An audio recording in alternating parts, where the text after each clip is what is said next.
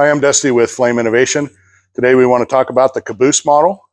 This model is fully UL and CSA, Canadian Safety Standard tested, so that you can get insurance if you're putting it in a tiny home or something, a tree house or a greenhouse or whatever, or putting it in as an emergency heat source. If your power goes out, you've got a way to heat and you've got a way to cook. You can mount this stove on the floor. It has 6-inch tall legs. You've got to be on a hearth pad, and then you'll want to keep the stove 12 to 16 inches away from clearance for combustibles. The stove does have a heat shield that wraps all the way around to this side. And when you mount it on the wall, this mount has a double heat shield, has an optional spot if you want to put a fan on it. It takes a 4x4 inch standard bolt pattern single squirrel cage fan that you can find just about any place that sells fans. We don't sell the fan here, but it is prepped for a fan of your choice.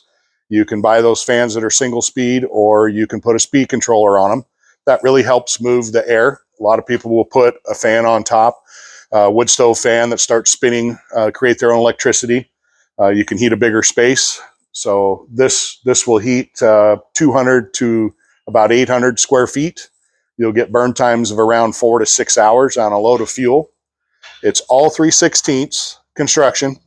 The stove collar is 1/4 inch.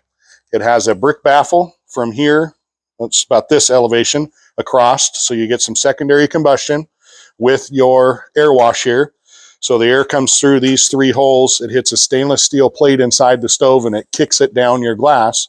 So it really does a nice job of keeping your glass clean. You've got a stainless steel trim ring, stainless steel acorn nuts on here for a little aesthetics on the stove, give it a little depth.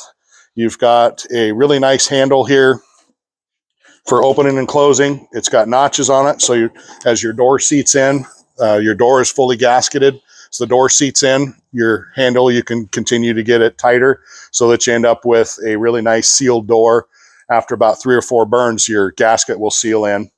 Like I said, it's neo-ceramic glass in here, so it's just about unbreakable for, if you hit it with a piece of wood or something like that. It's supposed to stand up to water shock. Obviously, you don't want to try that, but that's why they make this type of ceramic glass, is it holds up to things like that.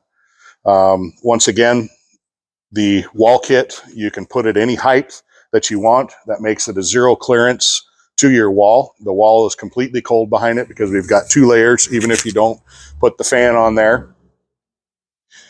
You've got bricks up here, like I was saying before, to help hold the heat and the gases in there before they come around here and come out, to get that secondary combustion. It's a really nice flame fire.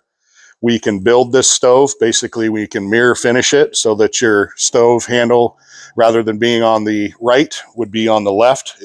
Both of them still open toward your wall. But as you see on our website, you can order it with a left-hand door or a right-hand door.